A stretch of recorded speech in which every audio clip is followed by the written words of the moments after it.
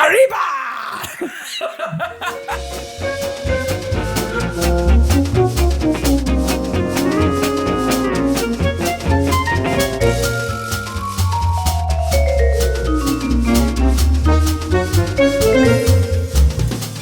Hey, Maniacs. Hey, Mystery Maniacs.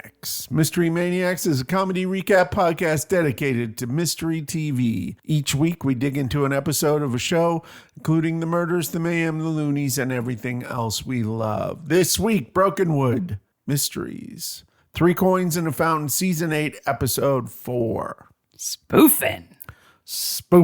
I'm Mark. I'm Sarah. If you let your kids spoof at the local pub, they should be able to listen to the podcast. If you let them gamble, yeah. Only on the last round. Yeah.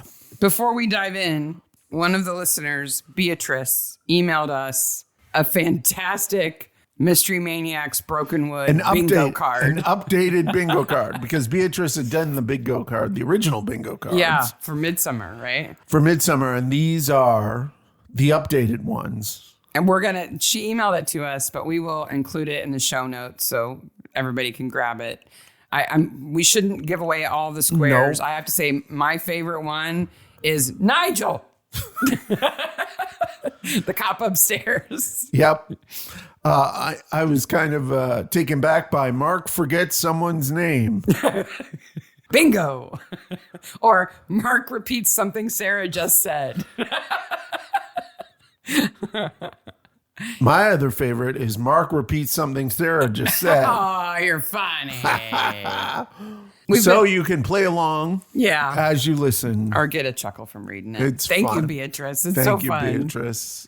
We've been watching Wednesday on Netflix. It's Yes. not it is kind of a mystery. Yeah. It's just fun. It's like brain candy. Well, summer is our fun time shows.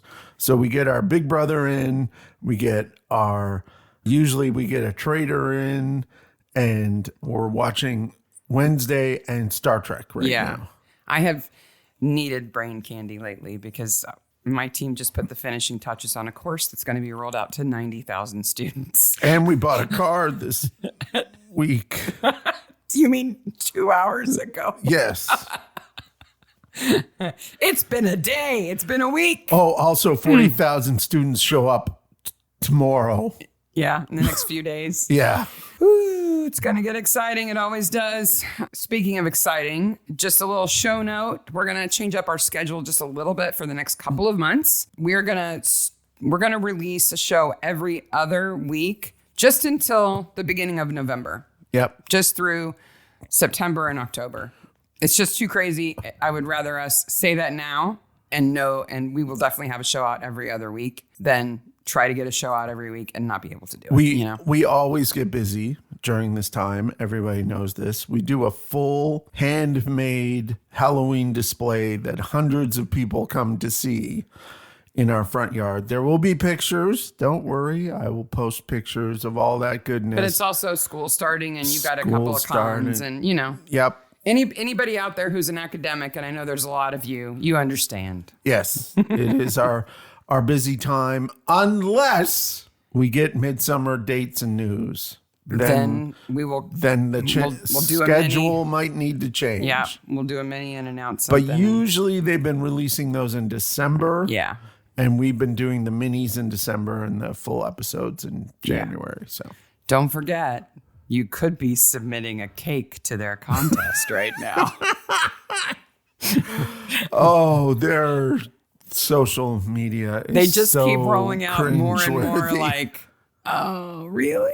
Like, it's not a bad idea, but did you have to introduce it like, hello, I have made a cake. Oh, a cake? I don't know what a cake is. These people are actors and they're not doing... It's like they're purposefully doing a bad job. Yeah. Well, we know they're better actors than that. I really hope there's no point in an episode where they're doing like a bakery episode. You know they're going to have like a British Bake Off theme episode this season. They've got to. Are you ready to talk about 3 coins in a 3 fountain. Coins in a Fountain, released the 18th of July, 2022, directed by David Dalatour and written by Tim Baum. This is maleness of Mailtown written all over. But it has one of my favorite one-episode characters, and that is Pablo Picante, the Welsh. Pablo Picante, the Welsh, is fantastic. I need to take a leak. The bathroom's down the hall. No, I need to take a leak. Make a leak. Play a leak. I don't know what he said. Something about a leak. After saying that Welsh people look like leaks. What is fantastic is they play Pablo straight. Yes. Until the very last moment. Yes. And then he's like, and sorry. Even Dane is like, really, man? Yeah. Come on. But he's just so fantastic when he's in the horned helmet and the sheep's wool, and he's like, Arriba! Like the director must have said, bigger, crazier, crazier, bigger. So, speaking of him, we're totally out of sequence. I'm sorry. He's got quite the tattoo on his belly. Yeah, it's a dragon. I took a shot of it. It's not quite a dragon. I think it may be like a winged Medusa. Oh, okay. I'll put that in the show We'll post notes. the picture. See what folks think. Wow. He does say the dragon is his spirit animal. So, but then he says something else. I don't know. He's crazy. He has it out for pugs, though. Yeah, kill the pugs. I smell bacon. It's a very funny character. It's definitely back to the funny. Yes. We get a dead guy in a fountain. This is the worst designed fountain ever. It is a death trap waiting to happen. I'm amazed that this is the first person to impale their own head on that arrow. And those joggers are actively running around looking for a dead body. Of course they are. Wouldn't you be? If you lived in Brokenwood? We're at the start of an episode. Let's look around for it's a dead body. We finally found one. Ding, ding, ding, ding. We got a bingo. That's what you and I would be doing. You know it. We'd be looking. Did you check that ditch over there? There could be a dead body in that ditch. That's a pretty good spot for a dead body. So they do something weird off the top that is never referenced, but is weird. And I don't know why they do this. And only maniacs like me would pick this up. Did you notice the Gina clone? No. So when they start the episode, they follow a person in a bunny suit with a ponytail towards the crime scene. That's not Gina? That's not Gina. Oh, I just thought it was Gina. Is already there. Oh. Why they do that? Does she have a sidekick? I don't know. Who's a clone? Maybe she's part of Rabid. I think she means rabbit. Russian abandoned brides in district. What is... It could have just been Rab. Yep. What would the IT stand for if it was rabbit? In transit. I don't know what. And like, okay, I'm an abandoned Russian bride and I see Chalmers walk into the bar. I'm like, hey. I'm not abandoned anymore. Hello. I'm not abandoned anymore. Hello, big boy. Want some borscht? Yeah, so Brad Brunheimer, the world spoofing champion, newly crowned. First of all, that man is not from Massachusetts. I lived with an individual from Massachusetts. She may have been a girlfriend. He doesn't say things like, I put my khakis in my car. And that person is no person from Massachusetts. He could be a cultured person from Massachusetts.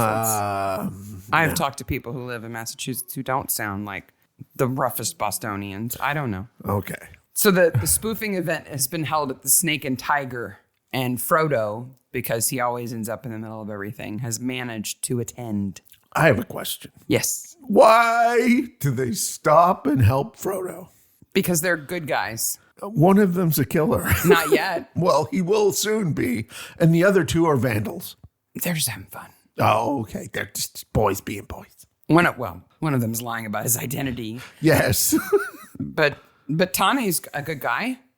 I guess. He seems like a nice guy. I guess.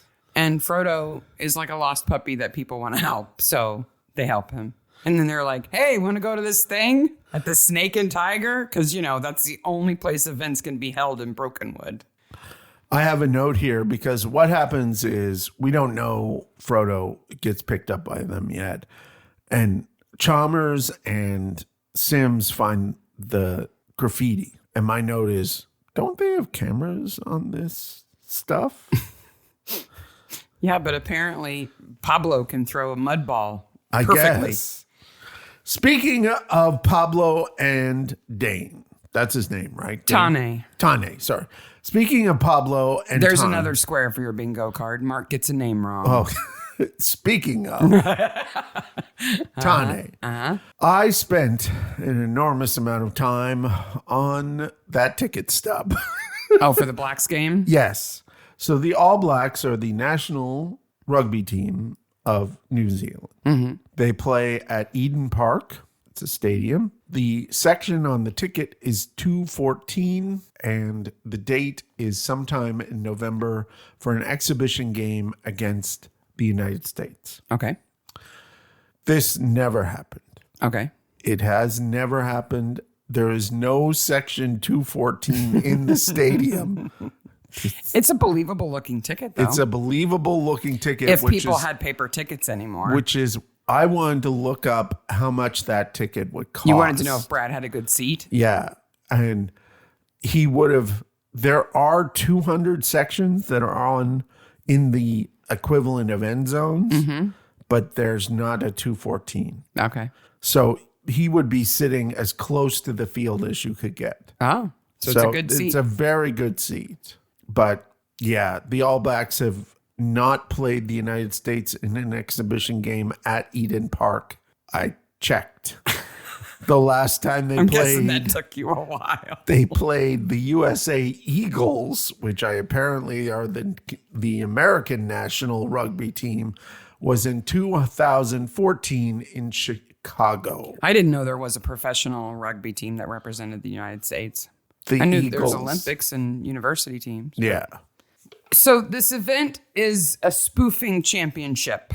Yes. And Frodo does a textbook excellent job of explaining spoofing. Now, we need to get some things straight about spoofing. At its core, it is misogynistic. Understatement. At its core, it is elitist and a point of privilege. Yeah. It's got special jackets. Yeah. And they look just like that. And at its core, it is worse in reality than they portray it in the show. Yeah. For one thing, they make it look like a lot more fun on the show. Do a YouTube search and watch a video about an actual spoofing tournament. I will put the World Spoofers Championship video in the show notes. It is so dry. Along with their Hall of Champions on their website that looks like it was created in 1994. You know what they need? Pablo. Pablo needs If to work. Pablo Picante actually played, then it would be a lot more fun. So the first time I went to England in 94, you're flying into Heathrow and you look out the window and you're like, wow, they actually drive on the wrong side of the road. Like, until you actually see it yourself, you don't fully it's not comprehend. real. Yeah. They wear uglier coats in real life than the coats they have here. I'm kind of surprised how much like Quentin and Tane and Pablo wear the jackets. Yeah. Like you wear that jacket during the event, I get, but why would you wear it outside the event? Frodo actually had some decent clothes that fit him, too. Yeah. And then he puts on Brad's giant jacket. Yeah.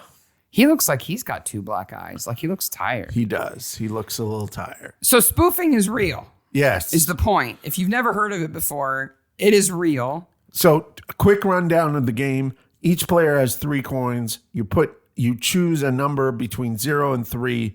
You hold it in your hand in secret. Everybody guesses how many total coins there are, and then you expose your coin. And they play with 4 or 5 people at a time, right? So it's between 0 and 15. Yes. If you've got 5 people. Yes. And whoever gets the number right or is closest gets a point. And And the furthest away gets a negative point. Yeah. But if you go to the World Spoofers site. Yes. Under resources.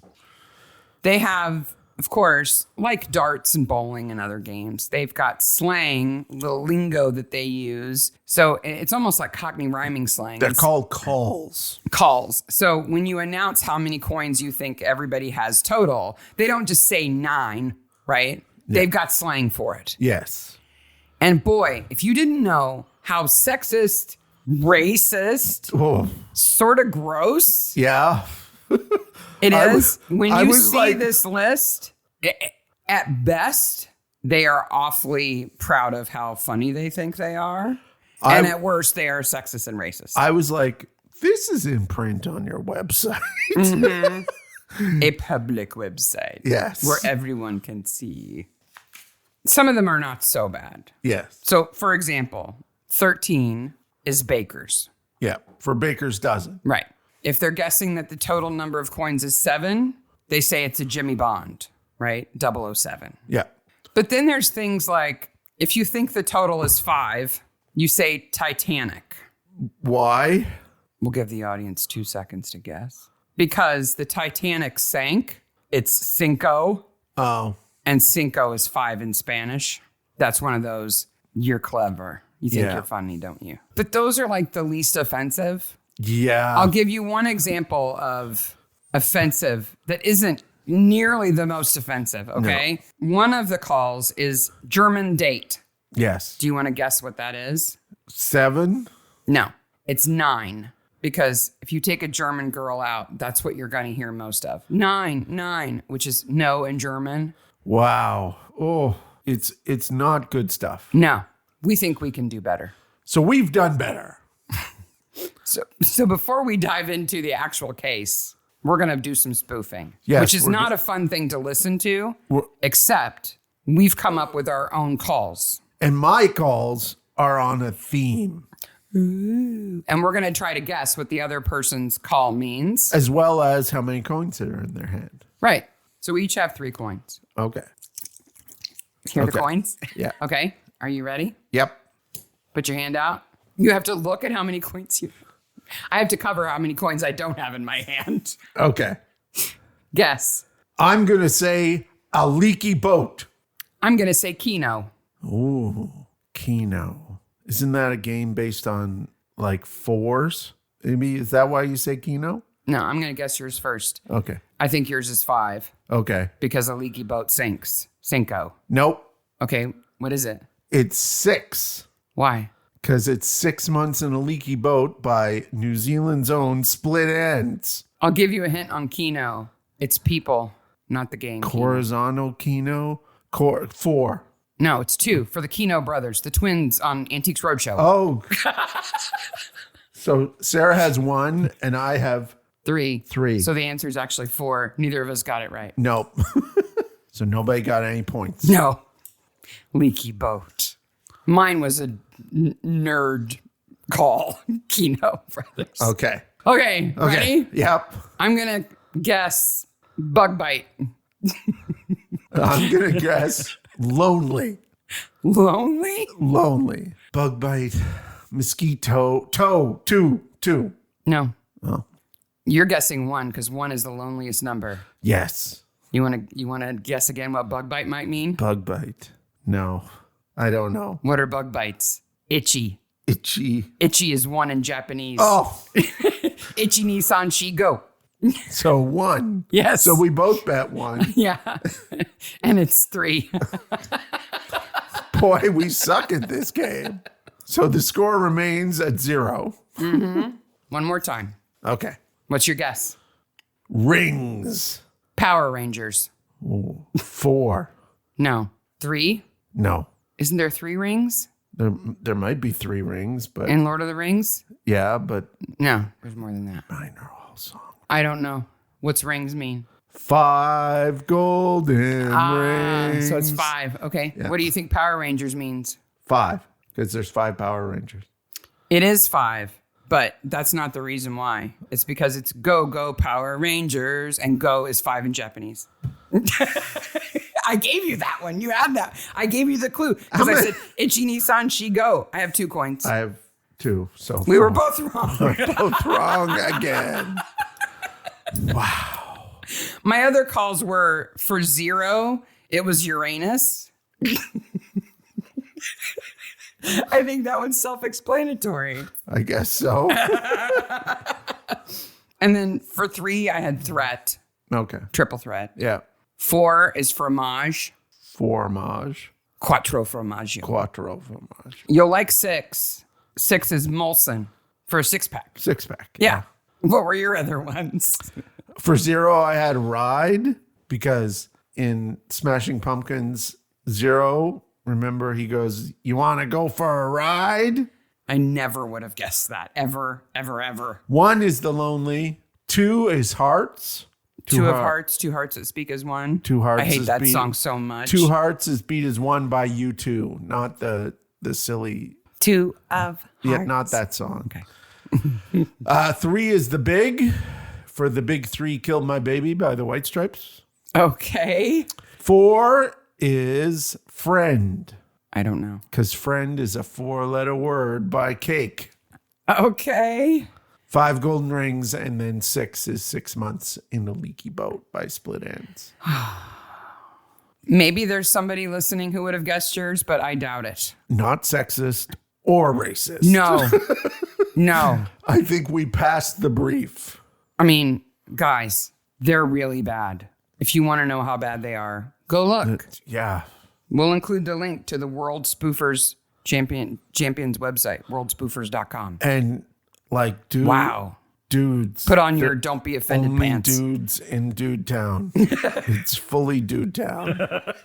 It's fully Dude Town at the event at the Snake and Tiger.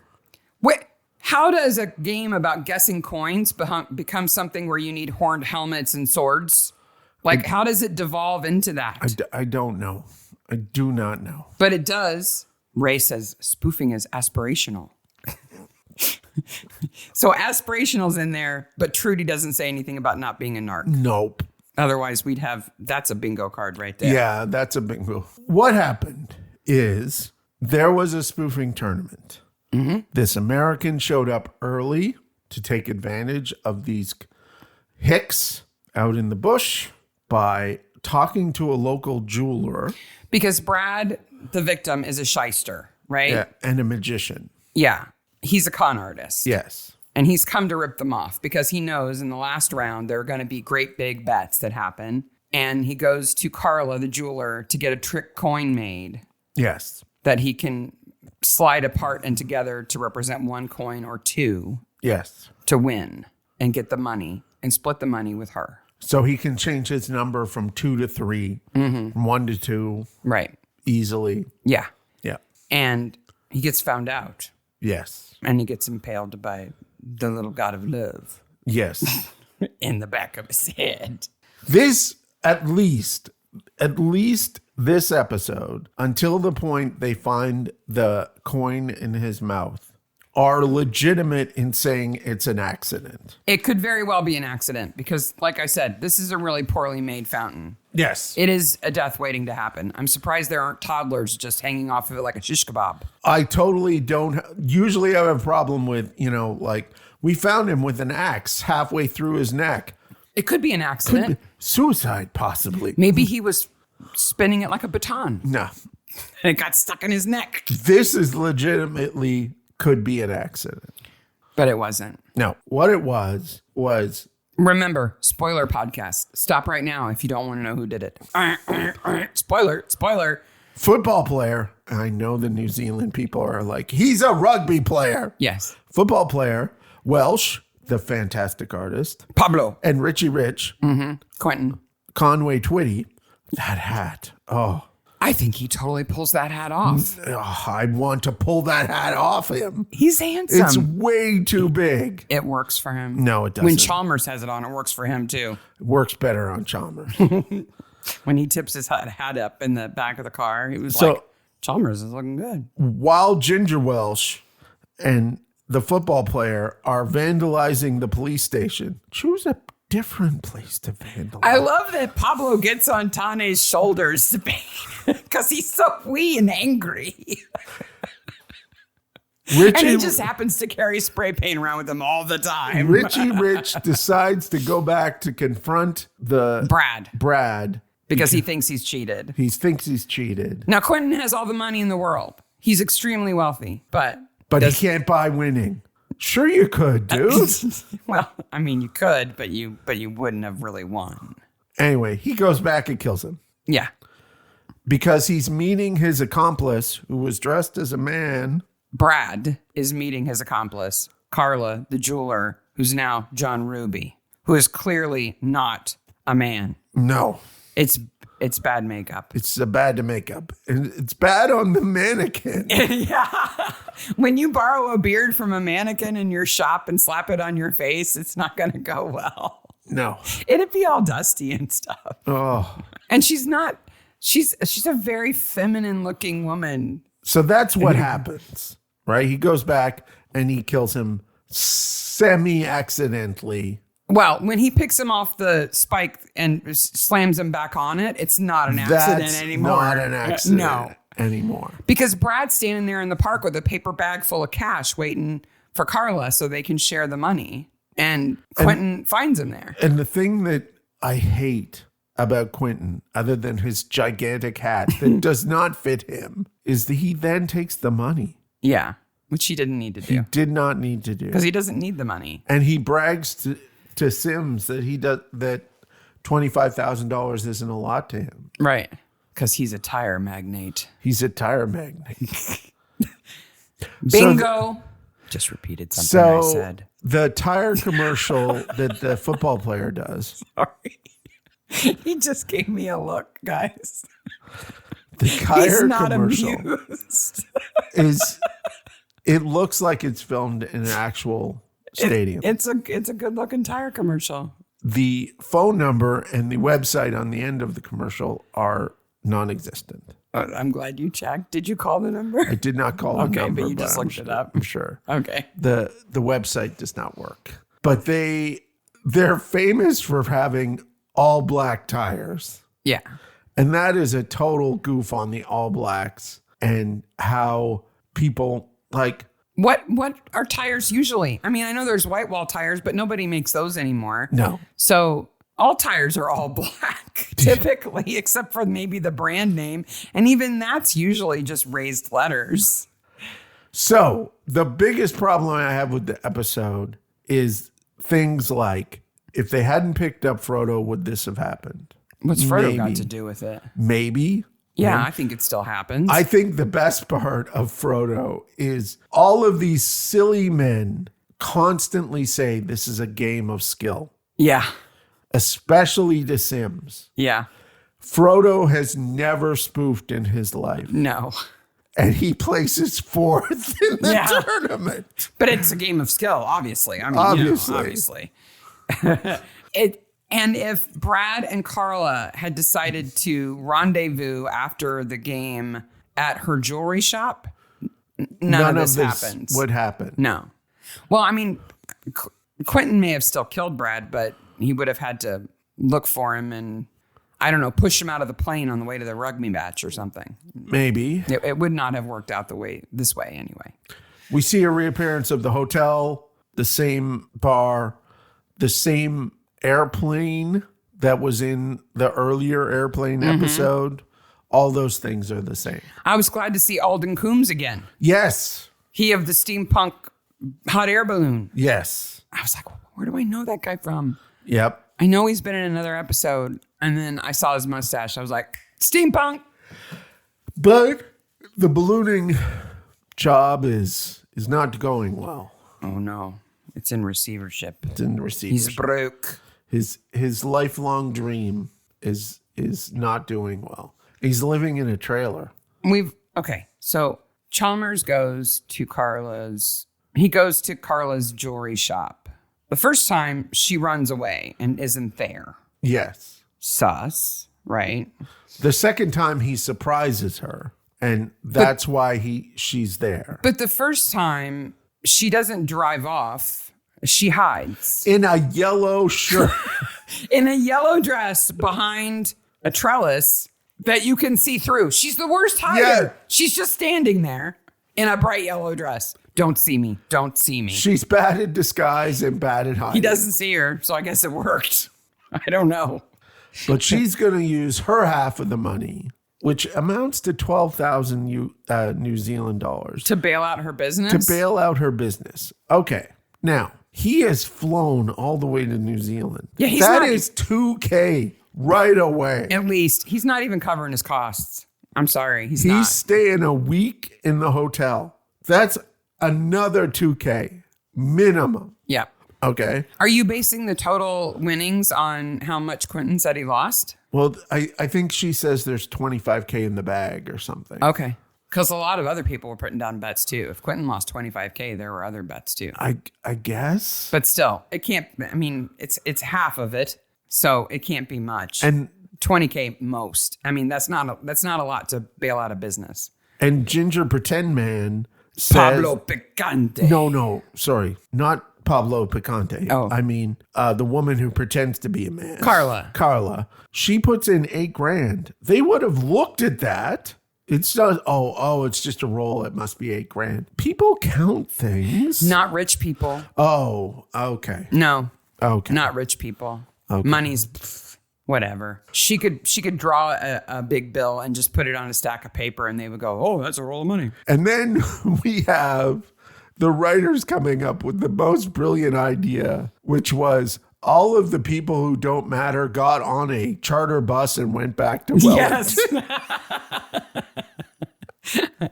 In their horned helmets with their swords. Because there was like 40 people in that room. And their bad Porky Pigeon pizza. Yeah. They just took off. Only the real characters stuck around. When Ray comes in and he's like, hey, there's no gambling. I don't have a license for that. Pablo's like, bring on the police. Kill all the pugs. Arriba. He is. If you're going to pretend to be Spanish, at least study it a little Spanish bit. devil. Yes. Hey, isn't that the guy from the steampunk episode? So when they question, so Ray's got the black eye, right? Because he tried to run away from Pablo and ran into a door jam. He's not even lying. He did run into a door. When they question him, Sims is like, isn't it awfully sexist? And he's like, I'm not sexist. Both of my ex-wives were women. And Trudy's like, oh my God, get me I out would of here. like to tell you that my ex-wife is also a woman. Oh, congratulations. You're not sexist. I need to do a leak. Gina is inviting people to an event. Rabid. The Russian abandoned brides in district. Fundraiser. I guess because money heals a broken heart. Does she mean rabbit?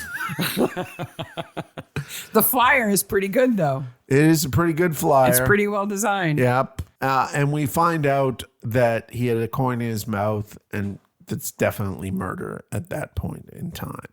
All the while, Sims, a detective, is trying to figure out whether Mike has a new relationship. She's just nosy. Well, she's nosy, and her hypocrisy is put on display here. Yes. Because Chalmers asks almost word for word the same question she asks Mike. About her and Quentin? Yeah. And definitely puts it out there that you're being a bit hypocritical.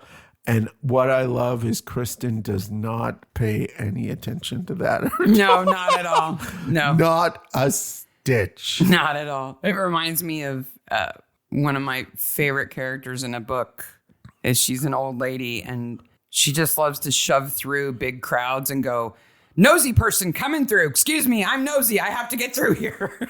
And people just get out of her way.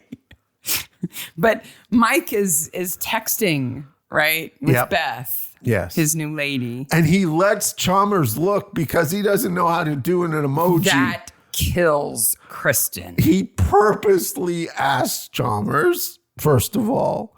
Second of all, Chalmers Mike would know how to do an emoji. He's holding the phone in his hand, so it would be obvious who he was texting. You can't compose a text without a to. He says, it's my nephew or whatever. Well, it just has a number. But it's I looked at the it's whole funny time. that they say just don't use eggplants, and he goes, I like eggplants, and I immediately wrote down, so does Reverend Green Yes. and Dr. Plummer. Okay, let's They talk. all like eggplants. Let's talk about Dr. Plummer, or how I like to name him, the Death Magnet. Yes. How many times in this show has Dr. Plummer been like, I'm tangentially related to this, but am somehow lying or concealing something, so I look completely sus, but I'm absolutely innocent? Well, at least this time it wasn't patient confidentiality. He wasn't No. like, well, Carla was one of my patients. No. He's a horn dog. Yes. He is absolutely preparing to cheat on Reverend Green with Yes. John Ruby, a.k.a. Carla. Comes home drunk. Fine. He walked. Okay. He wasn't doing anything bad at the spoofing event, but Except he trying to wanted, hit on a woman. he who wanted was a to man, make out in the park with a Yeah. stranger. Bad Reverend Plummer. who is a woman. No eggplant for you. Death Magnet. He is awfully connected to death. It just makes me feel bad for the Rev, Yeah. because the Rev is like, I'm glad that the Rev goes, it's 2:30 in the morning And you reek. and you reek. You're not getting in my bed. You need to make a leak. What do you make out of the way Sims deals with flirting with Quentin, pushing him away because he's a suspect? Totally good. That's what she should be doing. But then how she handles it when she realizes he's not a good guy. I liked it, except for his hat, because I don't like his hat. He is charismatic, and it is never implied that she is interested in him for his money. That is not even a thought. When he has the little "have dinner with me" note in his hand, it's really sweet. It's very sweet. I would have gone out with And to dinner with somebody who did that. He even says, I could go to a cheap, uncomfortable place if you wanted to, or something. That's fine too. Yeah. Yeah. So I'm he not is- saying he's not charming But he is for a psychopath. manipulative. The He- fact that he makes Vita pretend that she can't speak because she doesn't want to lie. And then basically bribes all of his friends to Yes. also pretend she can't speak. And they go along with it without him explaining why. Yeah. Poor Frodo, she tells him she's a nun with a vow of silence who just happens to also be his chauffeur. Like they have And to he's get, so dumb. they have to give Frodo at least a decent reason. Welsh is like, okay, I'm on board. Whatever. He knows he's living a lie too. Yeah. So he doesn't want anybody digging into that.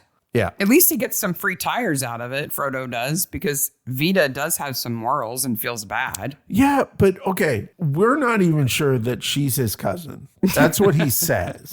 I think she is. But if otherwise she is, wouldn't cover for she's him. then employed as his cousin. Okay, if I have $800 million, Yeah. okay, I have $800 million now. We're close to billionaires. Yeah. And my cousins come to visit, I'm not going to ask them to drive around. Right? Even if they lived in the same town. You can be my chauffeur while If you're I here. had $800 million and my cousins lived in town, I would even go, not second cousins, but first cousins, right? Mm-hmm. Like my mom's sister's kids. That's what a cousin is. Yes. Yes. I would be, if they lived in the same town and I had $800 million, your house and your car are paid. Maybe she likes being a chauffeur. Maybe it's what she's always wanted to do. Maybe, but he treats her like crap. So I don't know. I think he's nice to her. Is he mean to her other than making her lie because he killed somebody? making that her whole thing. lie. And she says, "What have you done?" Yeah. Like she recognizes right away. At least she doesn't say, "You did it again." At the same fountain. Why do you hate Brad so much? The last one was a Brad. This is cultural harassment. It is kind of.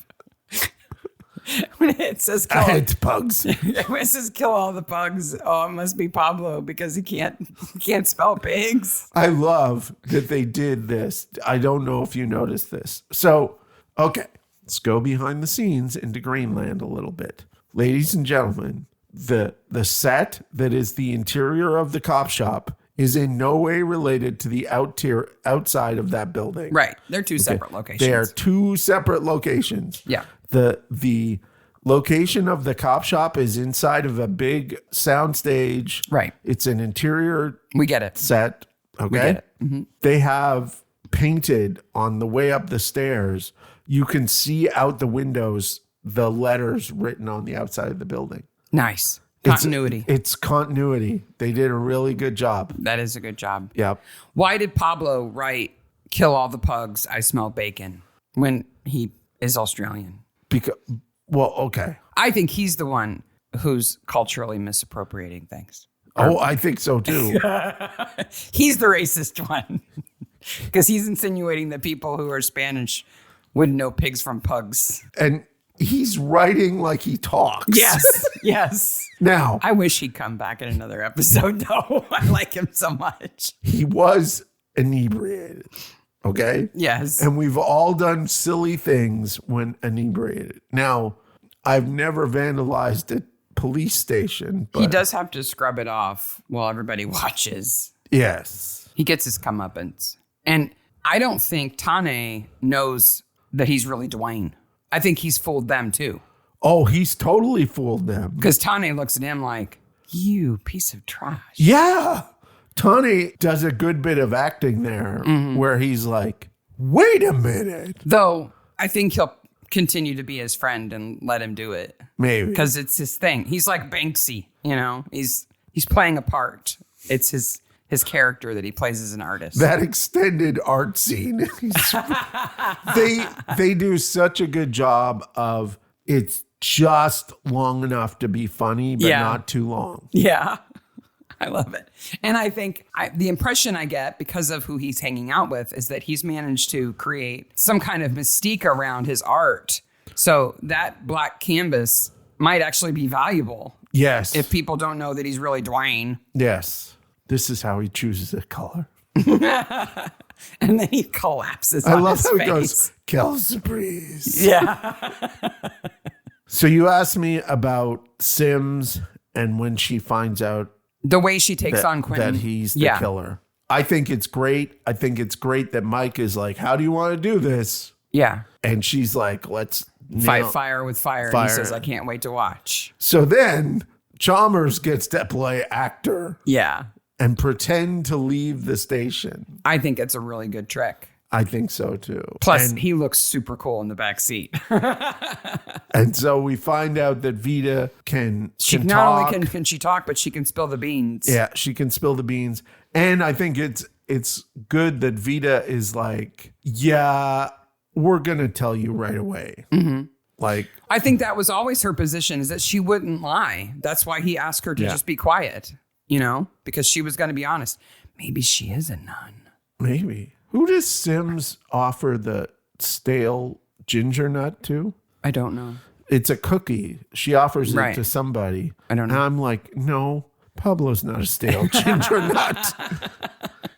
He's a full-on crazy ginger nut. He's not stale. So then we get to the rabbit event. Yes. Is Mike the only thing being raffled off to raise money? I guess, sorta, maybe. They must have had other things they were raffling off too. They That would must. be really lame. It's a fundraising thing, I guess. It's fund raising, not fundraising. They're not raising any fund. There's like 5 women at that table, the Russian women. Yeah. So they're having a fundraiser to give money to 5 ladies who are sad, I guess.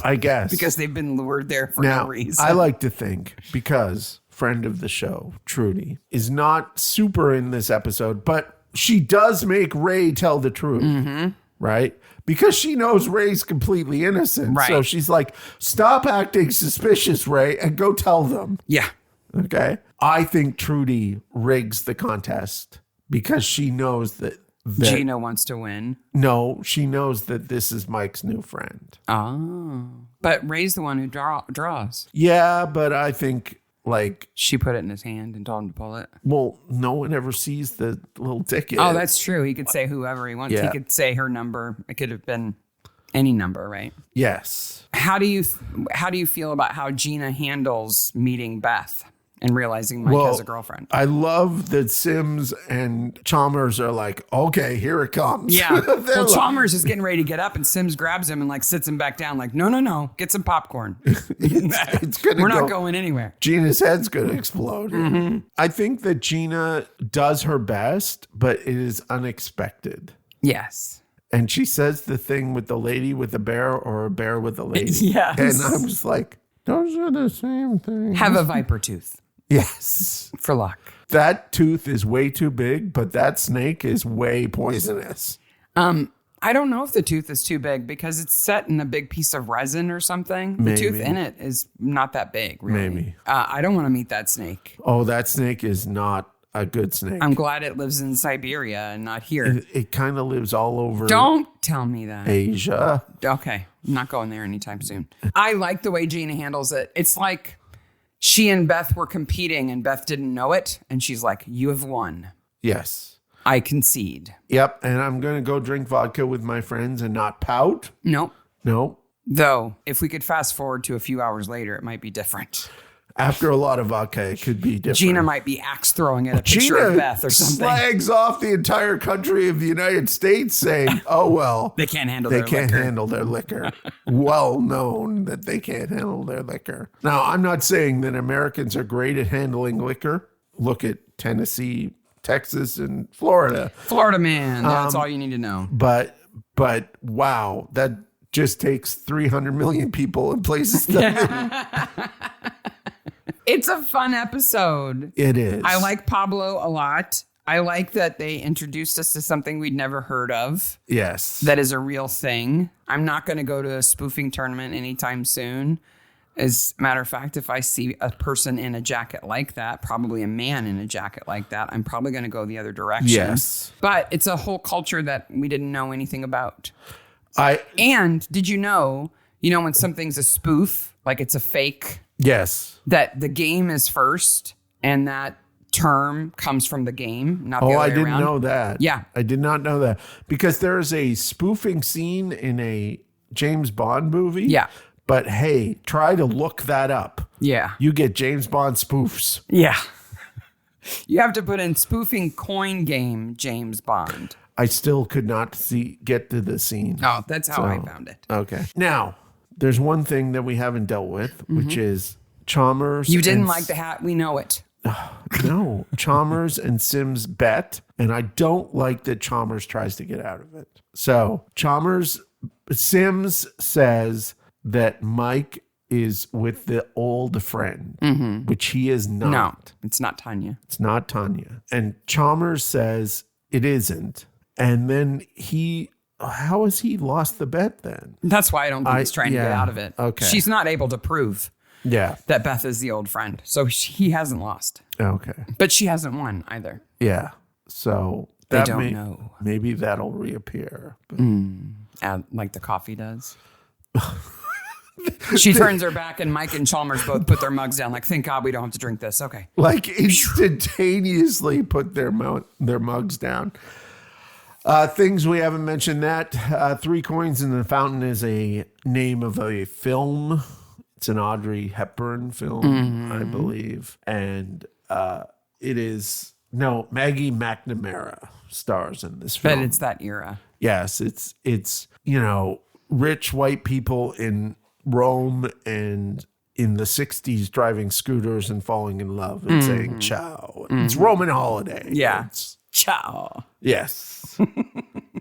That is 3 Coins in a Fountain. Yes. Season 8, episode 4. We will be back in 2 weeks with season 8, episode 5. So that is the 1st of September. Oh my gosh. The 1st of September. I know. It's Labor Day. Oh, sweet Jesus. We'll be back then. Yes. And until then, kill the pugs. I smell bacon. Bye, Maniacs. Bye, Maniacs. Thanks for joining us on the Mystery Maniacs podcast. If you enjoyed our crazy podcast today, don't miss out on future episodes. Follow us on social media for updates, behind-the-scenes content, and exclusive sneak peeks. Subscribe, like, and share to spread the word. Bye, Maniacs. Okay, we'll do that over again. Yeah.